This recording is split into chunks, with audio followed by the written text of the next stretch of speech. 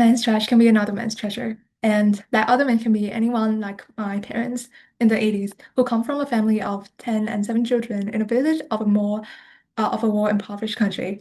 Naturally, to them, education is a privilege, and even more so was their daughter's dream of studying abroad. It was simply a far-fetched daydream, yet it is the reality that I'm living in. As a person who crossed borders, learned another language, figured out immigration procedures, and successfully got accepted to Purdue for engineering and business, I devoted more to this journey than any other goals in my life. It became such a big part of who I am and one of my proudest achievements that I want to tell you my story today about coming from third to first world. My main motivation to study abroad comes from my potential for learning English. I first figured that I might have a gift for this when I was 5, and I had to watch a few episodes of Phineas and Ferb over and over again because I I only had cable TV at the time, and I didn't get to choose. So I watched Phineas and Ferb so much that I even memorized the lines of the characters and learned the vocabulary naturally, even though nobody around me speaks the language and I was never taught the language. I think that experience laid the foundation for my English learning experience in the later years of my life when I get into school and got placed into English classes and got taken to English centers by my parents after school. When I was in sixth grade, one of my English teacher who taught me IELTS, which was like an English certificate, told me about her story. Um, Told me about her story learning abroad short term in Canada with a scholarship she got in third year of university. And she told me I could do it too.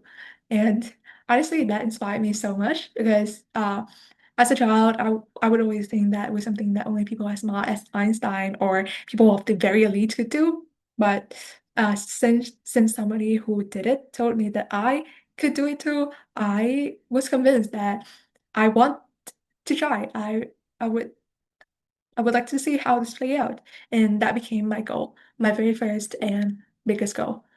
Um, Even though I was very convinced that I could, at that point, my parents weren't. They were, uh, they had me at quite an old age and hence was very overprotective of me. They just simply couldn't fathom me living in a country with a whole different set of cultures so distinct from what they're used to. And they just couldn't believe that I could manage living independently from them. And also there was some finance obstacles, of course, because even though that we could afford it, which was an immense privilege considering our country is a developing one, that would still mean that I would have to put my parents in years of debt for my education. And I feel very guilty for that. Am I worthwhile of that investment? And what if I end up disappointing them after all the sacrifice? And furthermore, I also have to work a lot on my academic and extracurricular activities. Uh, because in rural Vietnam, there are a lot of competitions that you simply cannot participate in. And clubs and like sports, a lot of the sports and clubs aren't familiar to students in my areas, except for a very small group. Nonetheless, I guess I was very stubborn. I would remember staying up until 3 a.m. most days, just browsing the internet for scholarships and programs.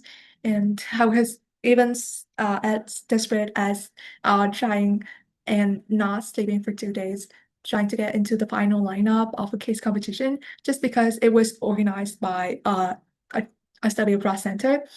And I did get on the final lineup and network with one of their employees who ended up becoming my mentors and giving me a lot of advice. I am grateful for her, and she accompanied me years later on. Um, and with her help, I started joining and participate in a ton of debate tournaments. I earned a lot of titles, and I even founded my own club in 2020. I was in the middle of my visa application process, and essay writing when all of a sudden COVID came and all of my progresses have to come to a stop.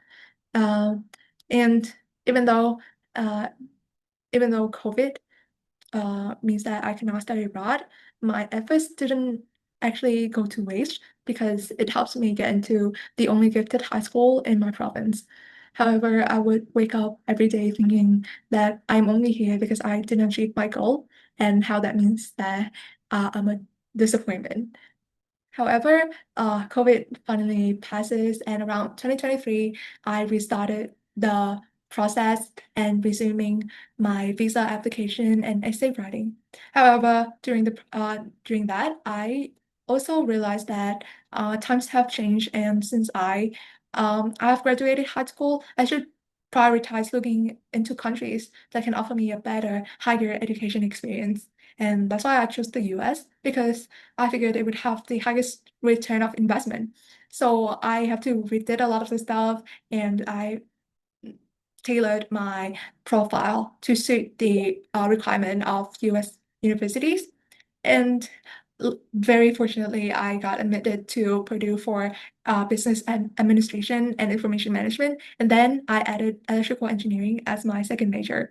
I then got my visa and flew to the US in August. Uh, Looking back, I never regretted my decisions and how I coped with the situations, but I always thought about how my life would be if I did get to study abroad in New Zealand in high school. But I eventually realized that it didn't matter that much.